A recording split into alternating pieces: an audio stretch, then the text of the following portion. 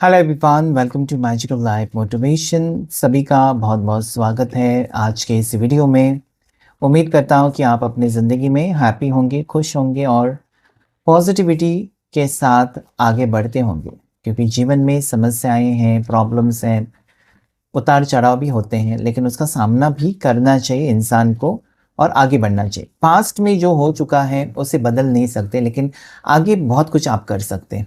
So love life में अगर आप बहुत ज़्यादा परेशान हैं और जानना चाहते हैं कि इस वक्त आपकी लव लाइफ में क्या होने वाला है और आपकी पर्सन इस वक्त क्या सोच रहे हैं आपको लेकर, तो ये वीडियो आपके लिए है, जो कि टाइमलेस, कलेक्टिव और जनरल है। ओके, सो देखने की कोशिश करेंगे आपके पर्सन क्या सोच रहे हैं। कि सबसे पहला कार्ड डेविल का आया है एंड नाइट ऑफ वॉन्ड्स का कार्ड।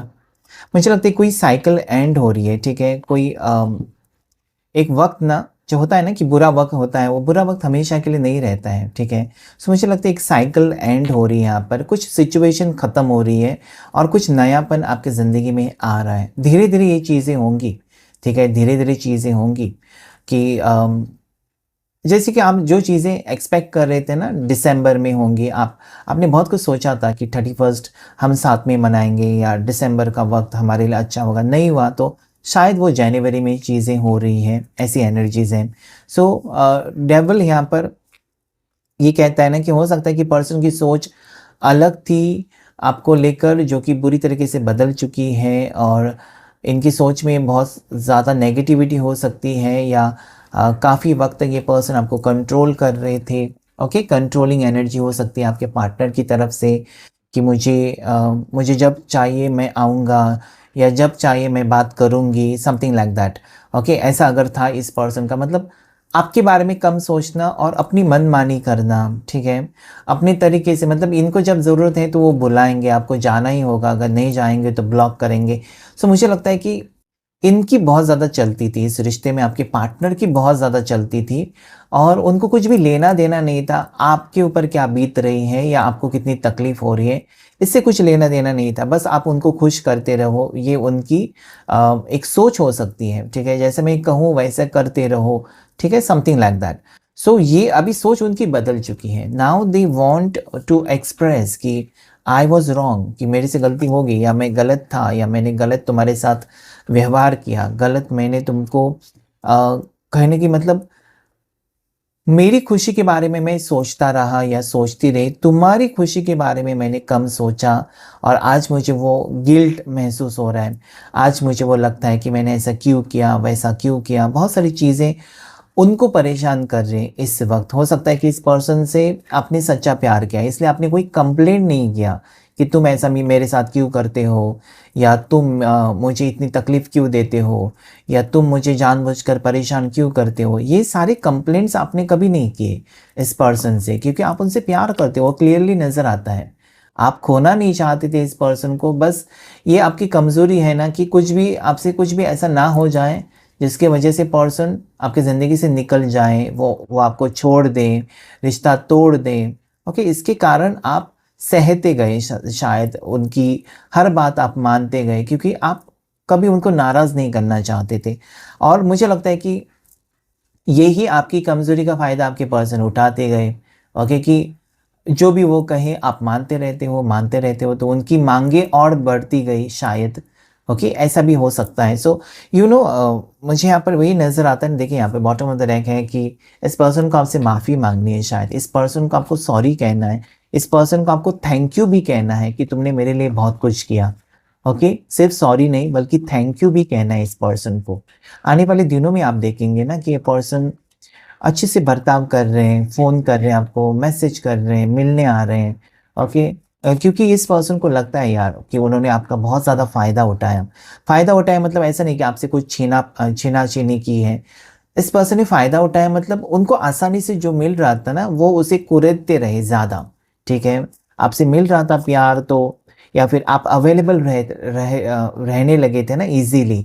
एक कॉल किया, आ जाओ, आप दौड़े चले गए। आपने कोई मना नहीं किया ना, क्योंकि आपको ये लगता था कि अगर मैं मना करूँगी या मना करूँगा so she will feel bad, he will feel bad, तो उनकी खुशी के लिए आप भाग-दौड़ कर रहे थे शायद। ये मुझे यहाँ पर क्लियरली नज़र आता है कि उनको खुश करने की कोशिश आपने, मुझे लगता है कि बहुत ज़्यादा की है। ओके, आप गर्लफ्रेंड बॉयफ्रेंड हैं या हस्बैंड वाइफ हैं, व्हाटएवर यू आर, कोई भी रिश्ता क्यों ना हो, आपने अपने पार्टनर को खुश करने के बारे में बहुत कुछ सोचा और अपने आप को तकलीफ दी है। Okay, that is empress. आपका एक सपना हो सकता है इस पर्सन के साथ, ओके, जो अधूरा रह गया, कि इस पर्सन के साथ आपको मैरिज करनी है, इसी पर्सन को आपने अपना लाइफ पार्टनर माना है और इसी एक होता है ना कि एक मेरा सपना है कि उसके साथ शादी हो जाए और उसके लिए जो जी जान लगा कर आपने जितना हो सके आपने किया है। शायद इनकी हर बात आप मानते रहे क्योंकि आपने उनको अपना पार्टनर माना था शायद, कि इसी के साथ मुझे शादी करनी है, तो जो भी वो कहेगा, जो भी वो कहेगी मुझे मानना पड़ेगा क्योंकि उसको नाराज़ करके रिश्ता टूटेगा। So that is that. लेकिन आप ये नहीं देख पा रहे थे ना कि आप बहुत ज़्यादा खूबसूरत हैं, आप बहुत ज़्यादा हैंडसम हैं, इसलिए वो पर्सन आपके पीछे पड़े हैं। ये आप नहीं देख रहे थे, आपको ये सिर्फ़ लग रहा था कि सिर्फ़ आपको उनकी ज़रूरत है या वो छोड़कर जाएगा, लेकिन वो कभी नहीं छोड़कर आपको जाएगा because you are well settled person. आपके पास सब कुछ है, आपके पास पैसे हो सकते हैं, आपके पास उनसे बेहतर जॉब हो सकता है, आप दिखने में बहुत खूबसूरत हैं, आपके लिए बहुत ज़्यादा रिश्ते आते होंगे और आपको बहुत से लोगों ने प्रपोज़ भी किया होगा। ओके, सो ये आप नहीं सोच रहे थे ना कि आप उनसे बेहतर हो।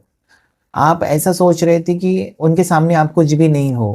ओके, आप उनके पीछे पड़े थे, लेकिन आपके पार्टनर को आपके जैसा बेहतर इंसान या बेस्ट पर्सन इस दुनिया में कोई नहीं मिल सकता। ये आप भूल रहे थे शायद, या आप कभी सोचा नहीं आपने।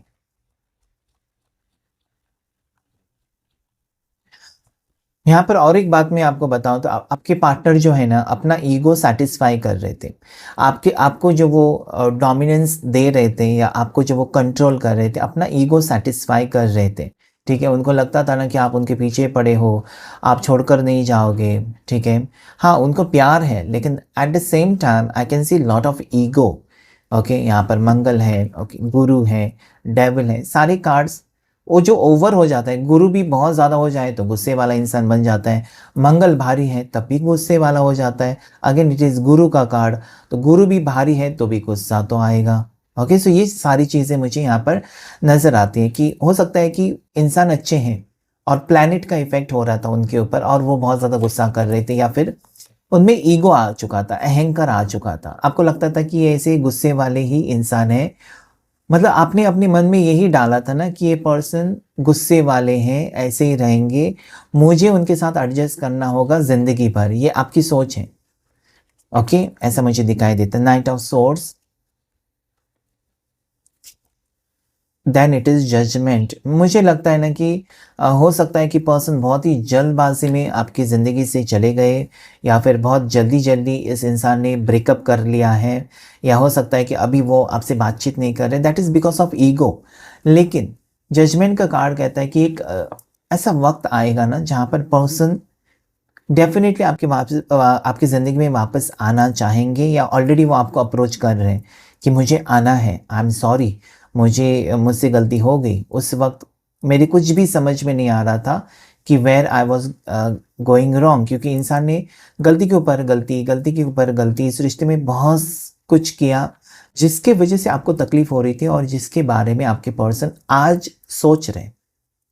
आज वो सोच रहे हैं। Okay, judgement is the card which shows कि अपनी गलतियाँ सुधारो।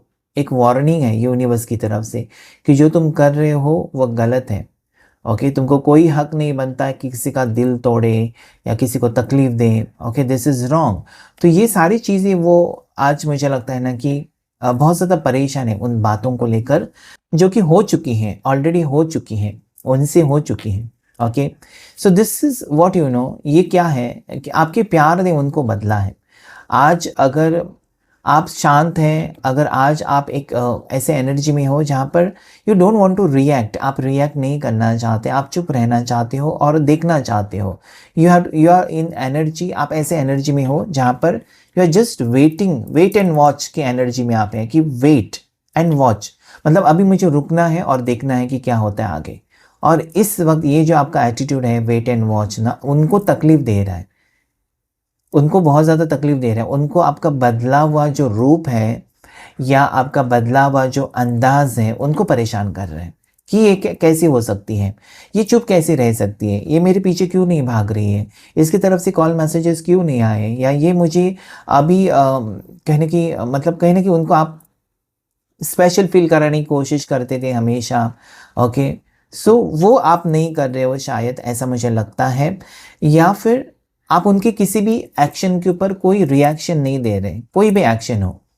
ओके ओके, सो मुझे लगता है कि इस वक्त आपका चुप रहना या इस वक्त आपका जो बदला हुआ जो रूप है या साइलेंस है, आप साइलेंस ट्रीटमेंट दे रहे हो पर्सन को, that is troubling this person.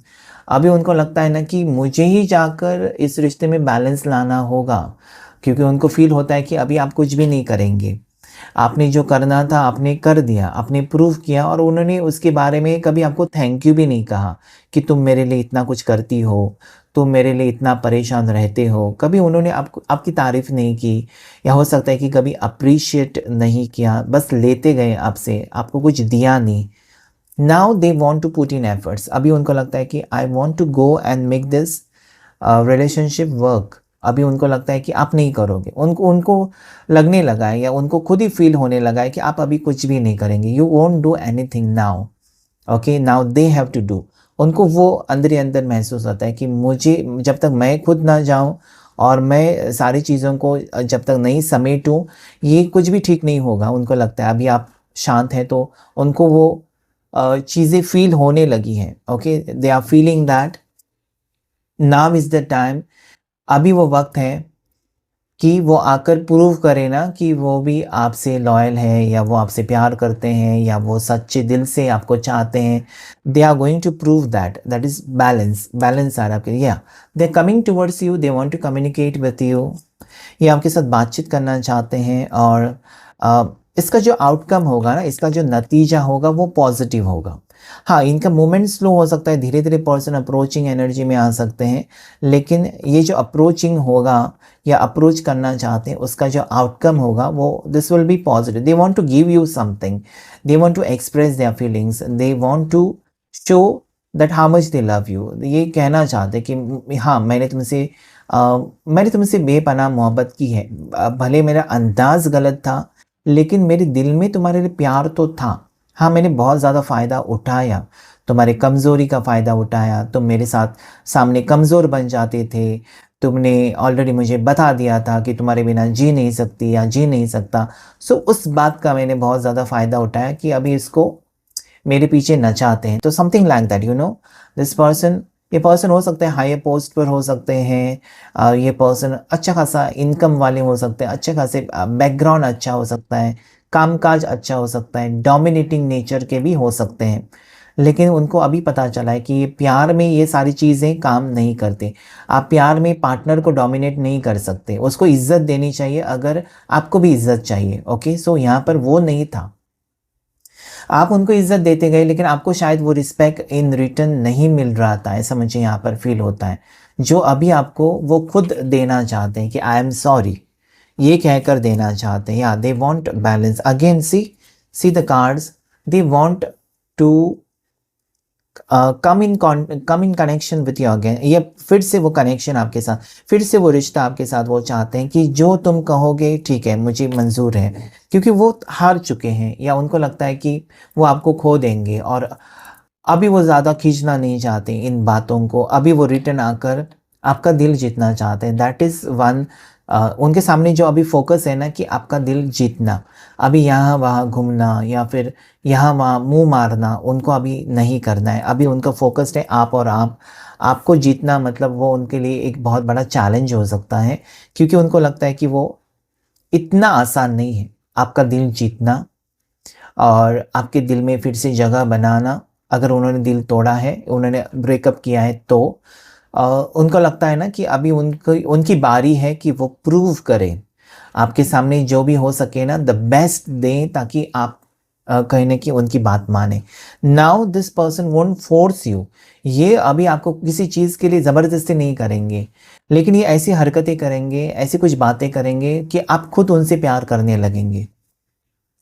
Okay, अगर आपके दिल में उनके लिए नफ़रत है या गुस्सा है, तो वो ऐसी कुछ चीज़ें करेंगे जिसकी वजह से वो गुस्सा ख़त्म हो जाए।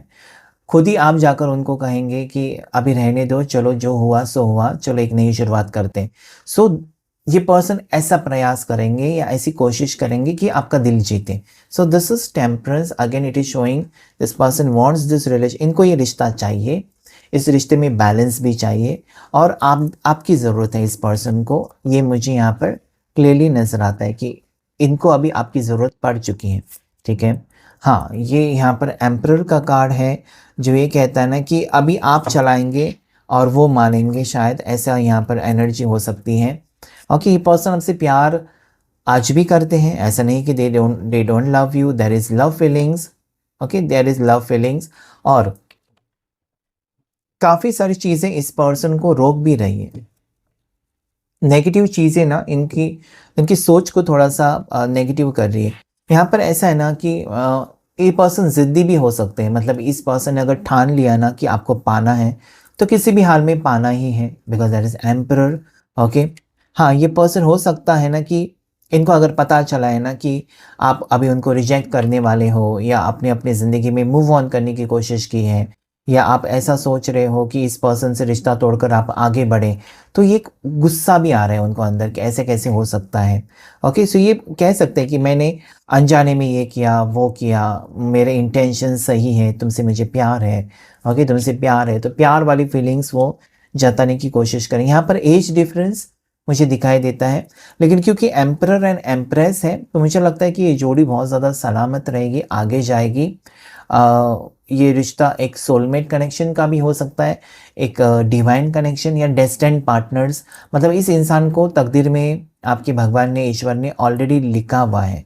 तो दोनों की मंजिल अलग-अलग तो नहीं हो सकती, दोनों की मंजिल एक ही है। बस जो रिश्ता बिगड़ गया था ना, उसमें सुधार आ रहा है, उसमें बैलेंस आ रहा है। एक दूसरे के ऑलरेडी आप बने हुए हो या एक दूसरे से आप ऑलरेडी अटैच्ड हो, उसमें कोई दोहराई नहीं है, ऑलरेडी आप अटैच्ड हो। सिर्फ रिश्ता बिगड़ा हुआ था, वो ठीक होते हुए नज़र आता है, चाहे आप एक्स्ट्रा मैरिटल में हैं, चाहे आप दोनों सिंगल हैं, शादी होने वाली है, या आप हस्बैंड वाइफ हैं, जो भी चीज़ें हैं, आप दोनों एक होने की यहाँ पर संकेत है। इस इंसान को बहुत ज़्यादा एक्सपीरियंस्ड है, मुझे ऐसा लगता है, पता नहीं क्यों ये आपसे एज में बड़े हैं, 8-10 साल बड़े हो सकते हैं आपसे। ओके, 8-10 साल का डिफरेंस हो सकता है आप दोनों में। देखते हैं कुछ लव मैसेजेस आपके लिए क्या आ रहे हैं, सीक्रेट्स। सो हो सकता है कि पर्सन ने बहुत सारी बातें आपसे छुपाई हैं, या कुछ बातें इनके दिल में हैं लेकिन आपको बताई नहीं है काफ़ी टाइम से, अगर वो दूर है तो इन्होंने बहुत कुछ सोचा है कि आपको कहना है।